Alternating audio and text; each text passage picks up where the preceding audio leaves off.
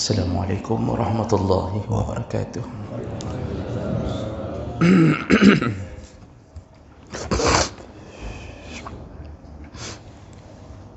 Alhamdulillahirabbil alamin. Wassalatu wassalamu ala nabiyyina wa sayyidina Muhammadin wa ala alihi wa ashabihi ajma'in. Amma ba'd. Rabbi shrah li sadri wa yassir li amri wahlul 'uqdatam min lisani yafqahu qawli.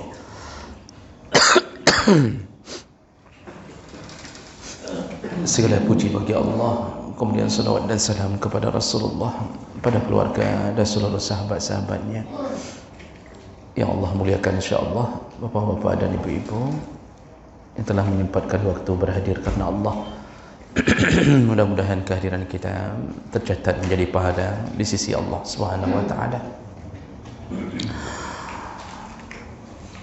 Bapak Ibu yang dimuliakan Allah, kita sedang membahas tentang syarat-syarat sahnya salat. Dan yang sudah kita bahas di pertemuan yang lalu yaitu tentang suci tempat, ya. Kita sambung syarat sah berikutnya, yaitu sitrul aurah. Syarat sah salat yang keempat adalah sitrul aurah, yaitu menutup aurat. Al-aurah lughatan an-naqsu. Aurat dari segi bahasa itu artinya an-naqs, kekurangan, ya, yang kurang.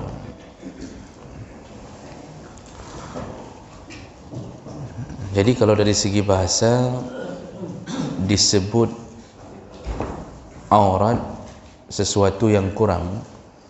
Jadi kalau disebut menutup aurat berarti menutup kekurangan. Wa syar'an, dari segi syariat yang disebut menutup aurat adalah ma yajibu satruhu wa ma yuhramu an-nadhar ilaih, yaitu anggota tubuh yang wajib ditutup dan diharamkan untuk dilihat.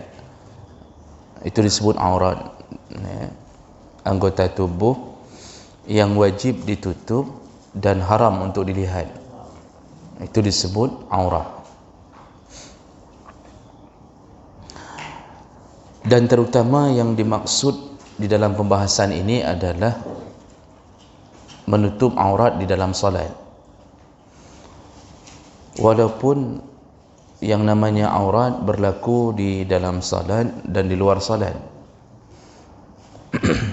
Jadi sama dosanya, ya. Sama dosanya membuka aurat dalam salat dan di luar salat. Cuma kalau di dalam salat menyebabkan tidak sahnya salat, di luar salat menyebabkan dosa besar.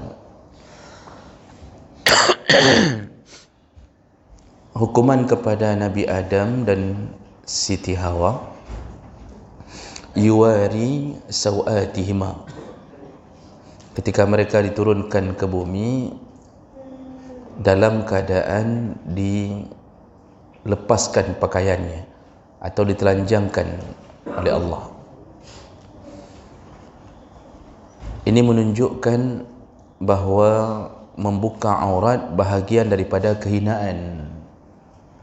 Karena ketika Adam dan Hawa di surga, itu seluruhnya kemuliaan, diturunkan dengan sifat yang hina karena berani bermaksiat kepada Allah. Salah satu bentuk kehinaan adalah terbukanya aurat.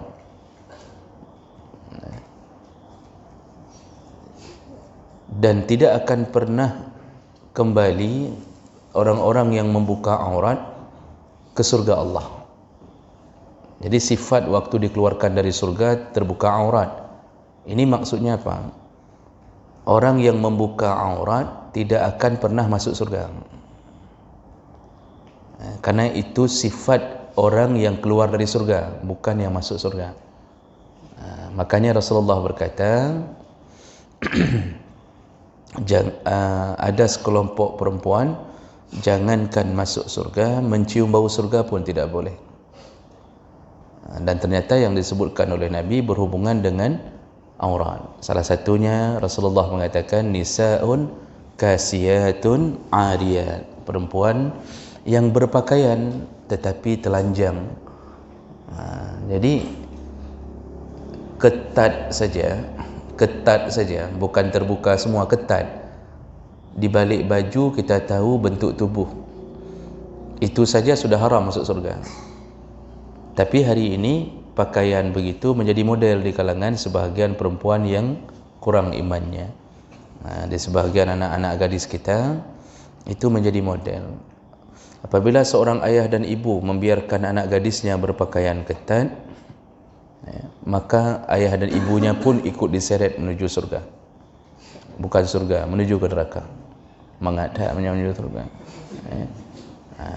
Jadi bapa ibu hati-hati, jangan kita saja yang saleh, tapi anak kita tidak kita perhatikan, karena mereka bisa menyeret kita ke dalam neraka Allah SWT. Itu karena ada sebahagian orang hanya dirinya saja yang saleh, hanya dirinya yang berjamaah, tapi istrinya, anak gadisnya itu tidak diperhatikan. Ada sebagian orang di luar sana yang begitu. Baik, itu makna aurat, sesuatu yang wajib ditutupi dan haram untuk dilihat, itu disebut aurat, kecuali bagi orang-orang yang diizinkan untuk melihat. Itu pembahasan nanti berikutnya. Jadi syarat menutup aurat adalah pandangan. Syarat menutup aurat adalah pandangan, walaupun dalam keadaan tidak dipandang. Bapak Ibu, di sini disebutkan yushtaratu sitrul aurah 'anil 'uyun walau kana khalian fi dhulmatin 'inda al-qudrah fi ra'il jumhur. Jadi menutup aurat itu standarnya adalah pandangan, walaupun sedang dalam keadaan khali, walaupun sedang dalam keadaan sepi, di dalam kegelapan. Jadi kita membayangkan kalau dilihat nampak aurat, walaupun enggak ada yang lihat, itu tetap disebut membuka aurat. Ini urusannya urusan dalam solat yang kita sedang bahas ni. Kalau di luar solat itu otomatis bentuknya betul-betul pandangan orang. Kalau di rumah kita mau telanjang selama tidak ada orang lihat, boleh tidak?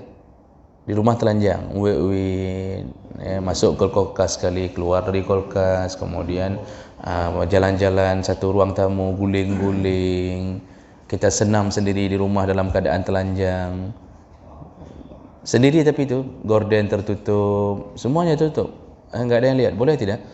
Boleh. Cuma cuba periksa psikiater apa yang terjadi sama kita, sehingga kita kok suka telanjang sendiri. Itu enggak mau pakai apa-apa lagi, dari kamar keluar, kemudian jalan-jalan di ruangan, naik ke plafon telanjang, itu boleh. Tapi dalam salat standarnya adalah pandangan walaupun sedang dalam keadaan sepi. Jadi fi dhulmah disebut oleh para ulama, ini menjadi standar yang harus kita ketahui, Bapak Ibu. Maka Allah, kita salat dalam kegelapan, kan dalam gelap kan aurat, kan istilahnya kasih mati lampu semuanya, kan istilahnya lagi urang pakai baju sini, artinya enggak ada yang lihat. Tapi kita kalau seandainya dilihat pun enggak nampak dalam gelap bahwa kita sedang solat dalam keadaan telanjang, tapi tetap hukumnya tidak sah solat dalam kegelapan selama kita masih mampu menutup aurat. Jadi jangan mengira gelap itu menjadi pakaian. Jangan mengira kegelapan menjadi pakaian untuk solat.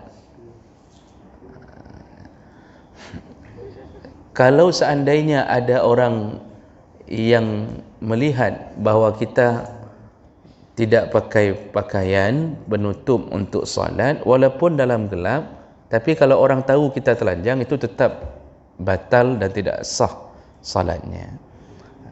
Jadi karena mungkin ini dibahas supaya orang tidak salah faham mengira menutup aurat itu kalau sudah dalam gelap dianggap bahagian daripada tutup aurat. Telanjang dalam gelap, kasih mati lampu, kunci pintu kamar, dianggap sah. Ternyata standar itu tidak dipakai. Ya. Ini batal solatnya. Nah.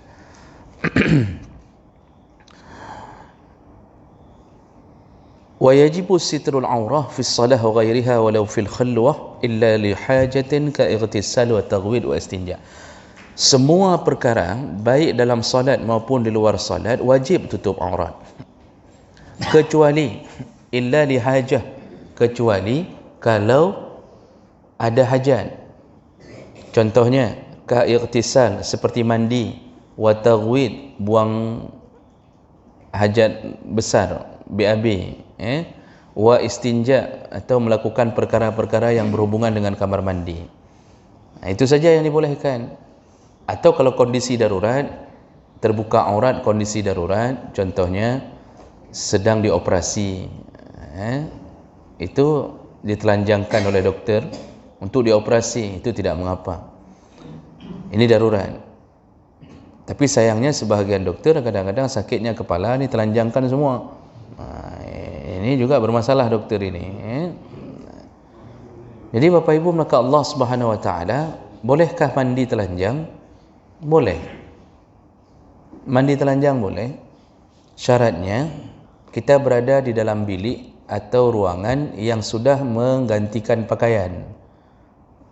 Jadi kamar mandi yang model sekarang kita buat itu tertutup semua sisi, itu bisa jadi pakaian.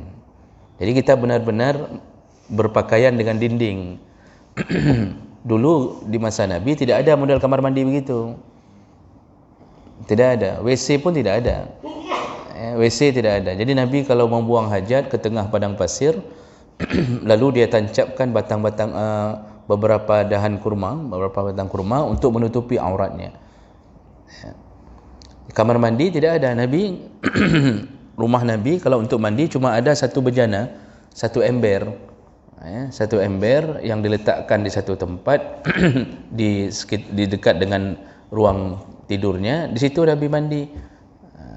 Maka tersebutlah dalam hadis bahawa Nabi pernah mandi dengan Aisyah. Nyan baik membayang lang kamar mano model lagi model seperti kita. Mandinya dalam ember. Yang mandi berdua dengan Aisyah itu dalam ember. Dalam bejana yang jadi enggak ada enggak tertutup. Jadi kalau model kamar mandi kita kalau model kamar mandi kita itu bisa menggantikan penutup aurat, maka dibolehkan telanjang, cuma tetap yang diutamakan adalah menutup diri walaupun dengan selembar kain basahan. Kenapa? Waktu Rasulullah ditanya tentang hukum bolehkah mandi dalam keadaan telanjang, beliau menjawab Allahu yustahaqqu an tastahi minhu. Seharusnya engkau lebih malu kepada Allah daripada kepada manusia.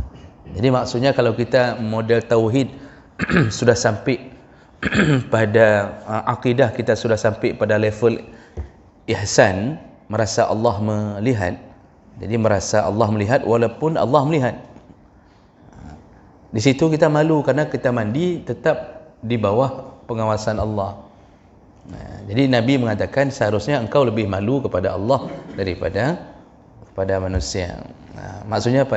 Tetap diutamakan tutup aurat walaupun mandi. Wa taghwid atau buang hajat, wa istinja atau urusan-urusan istinja, itu dibolehkan untuk membuka aurat. Selain daripada itu tidak dibolehkan. Mana dalil menutup aurat dalam salat sebagai syarat sah salat? Allah Subhanahu wa taala menyebutkan dalam surah Al-A'raf ayat 31, khuzu zinatakum 'inda kulli masjid. Pakailah pakaianmu ketika engkau menuju ke masjid. Disuruh pakai pakaian ketika menuju ke masjid, maksudnya menuju ke tempat solat. Untuk solat maka wajib tutup aurat. Lalu Rasulullah sallallahu alaihi wasallam berkata, la yaqbalullah salata haidin illa bi khimar. Allah tidak akan terima salat seorang perempuan yang sudah haid kecuali dengan menutup khimar. Jadi maksudnya apa? Perempuan kalau belum haid belum wajib salat. walaupun sudah disuruh salat. Tapi begitu haid menunjukkan dia sudah baligh dan disuruh tutup dengan khimar. Khimar itu ma yughti bihi ra'sul mar'ah, sesuatu yang menutupi kepala perempuan disebut dengan khimar. Jadi artinya menutup jilbab di kepalanya, baru sah salat. Ini menjadi bukti bahawa adanya perintah-perintah menutup aurat ketika salat. Dan salat itu dilakukan di waktu sudah baligh. Baik. Berikutnya Bapak Ibu melakukan Allah, semua ulama sepakat dan berijma', ada syarat-syarat yang disepakati kapan disebut menutup aurat itu sudah standarnya, sudah sampai pada standarnya. Jadi ada orang kan kadang-kadang sudah merasa menutup padahal belum menutup.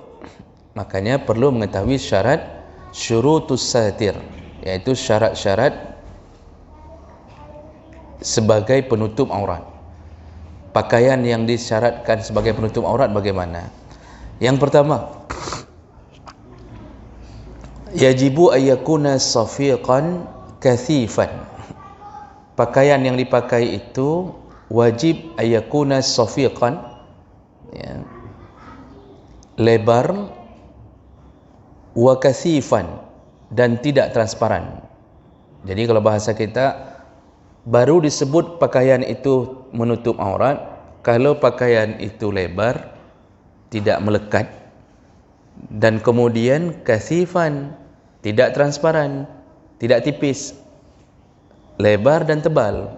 Itu baru disebut penutup aurat. Fal wajib as-sitr bima yustar lawnul basharah wa la yasifuha min thawbin safiq aw jildin aw waraq.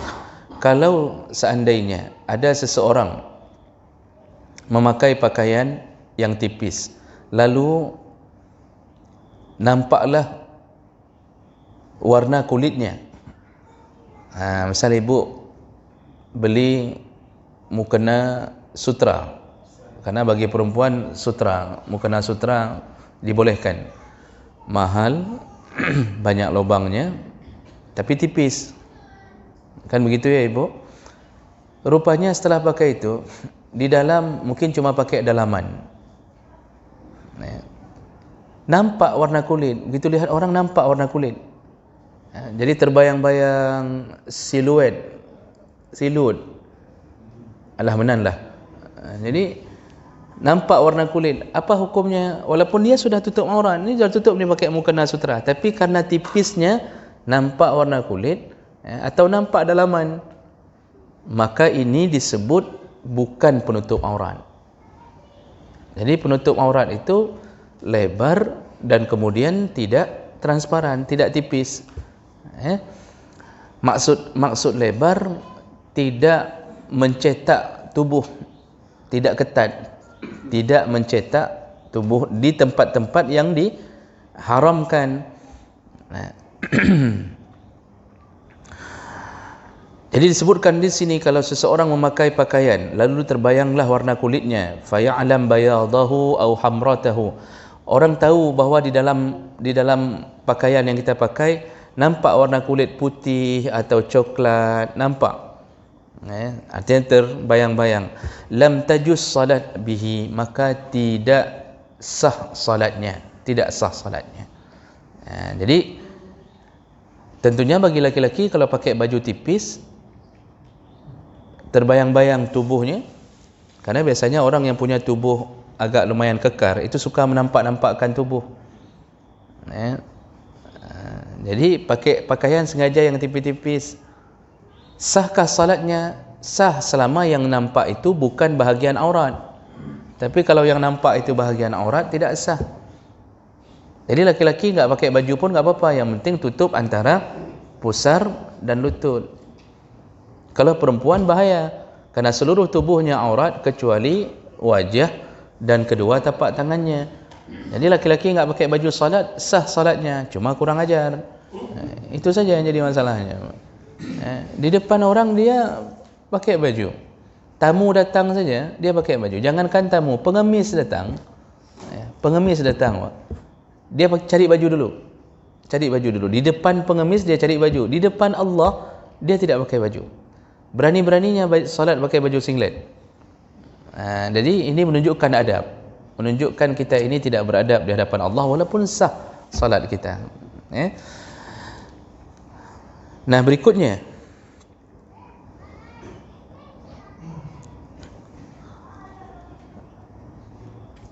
syarat yang kedua. Jadi syarat pertama tadi baru disebut penutup aurat adalah jenis pakaian itu harus lebar dan tebal. Syarat kedua, ayushmilal mastur labsan wa nahwu fala takfi al khaymah wad-dhayiqah wad-dhulmah. Bentuknya harus pakaian. Bentuk penutup aurat itu harus pakaian, kain. Tidak dianggap penutup aurat kalau memakai kemah. Al-khaymah itu diambil dari bahasa Arab, kemah itu khaymah. Jadi kadang orang misal enggak tutup aurat, dia solat dalam kemah, dikuncinya kemah, dijadikannya kemah sebagai penutup. Sebagai pakaian, dikuncinya kemah, dia solat telanjang di dalam. Jadi dia menganggap kemah ini sebagai pakaiannya, tidak sah. Jadi bentuknya harus bentuknya libas, pakaian untuk tubuh. Tidak sah kalau dia menutup diri hanya dengan kemah, ad-dhayiqah, kemah yang kemah yang sempit. Contoh Pak, itu kalau kita mandi sauna. Kalau kita mandi sauna kan pakaian yang ada yang model mau buat sauna itu, ada yang model tutup sampai ke leher itu Pak, alat yang dijual untuk mandi sauna itu. Tutup sampai bataku mendang. Tertutup tu sampai ke bawah tu. Yang tujuan mandi sauna biar keluar keringat kan begitu. Bolehkah pakai plastik sauna itu yang untuk tutup dari leher itu menjadi pakaian solat? Itu bukan pakaian. Tetap tidak boleh. Jadi kalau kita solat dengan baju sauna, dengan kemah sauna, itu tetap tidak dibolehkan. Wadhulmah juga tidak dianggap pakaian kalau salat di dalam kegelapan. Ini sudah kita jelaskan tadi di awal, tidak dianggap pakaian kegelapan. Jadi orang tidak bisa menutupi auratnya dengan mematikan lampu seluruh kamar. Lalu dia salat telanjang, tetap dianggap belum menutup aurat. Itu syarat kedua. Syarat ketiga, wal matlub huwa sitrul aurah min jawanibiha 'ala sahih. Menurut para fuqaha ahli fikih, syarat ketiga yaitu aurat itu ditutup dari kedua sisi, yaitu depan dan belakang.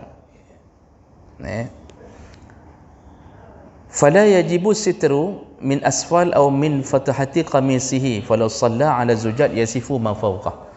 Tidak dianggap penutup aurat, tidak dianggap aurat kalau dilihat dari atas atau dari bawah.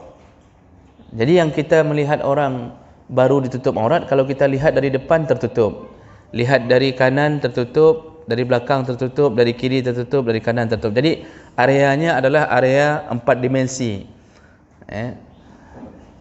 Tidak dianggap kalau kita melihat dari atas. Ini baju terbuka, baju lebar, ini kancing terbuka, misal baju lebar. Ada orang kerja di plafon. Waktu kita berdiri begini, ini terbuka, orang di atas plafon bisa lihat ke dalam, tembus sampai ke bawah, Pak, misalnya. Model pakai jubah kan tembus miup ke dia. Jubah lebar. Ada orang di atas lihat nih dari sini, nampak sama dia. Apakah itu disebut sudah batal salat? Tidak, karena itu tidak dijadikan standar melihat dalam menutup aurat. Jadi bukan melihat menutup aurat dari atas. Wala asfal, dan juga tidak dianggap kalau dilihat dari bawah. Misal ada orang gelip dari balik kain sarung, dia lihat dari bawah kain sarung ke atas, dia lihat neraka dalam kain sarung itu. Jadi itu tidak dianggap sebagai terbuka aurat. Maka disebutkan di sini falau shalla ala zujad, kalau seseorang solat di atas cermin, di atas kaca, lalu nampak, ya, orang solat di atas cermin atau di atas kaca atau di atas keramik yang terbayang, mengkilat, kita lihat, nampak, kita lihat ke cerminnya, nampak isi dalam, ke dalam, apakah lalu kita bilang, oi, terbuka auratnya tu, lihat tu di cermin tu? Kita bilang tidak terbuka, karena standarnya melihat orang tutup aurat atau tidak itu bukan dari atas dan bawah, tapi dari depan, belakang, kiri dan kanan. Makanya baru disebut terbuka aurat kalau kita lihat dari depan memang terbuka, lihat dari belakang memang terbuka, itu baru disebut. Makanya ada orang model pakai celana gombrong, yang model-model anak muda abang-abangan itu pakai celana gombrong, waktu sujud tertarik celananya ke belakang, baju kaosnya tertarik ke depan, nampaklah garis pemisah tembok Berlin tu, nampak.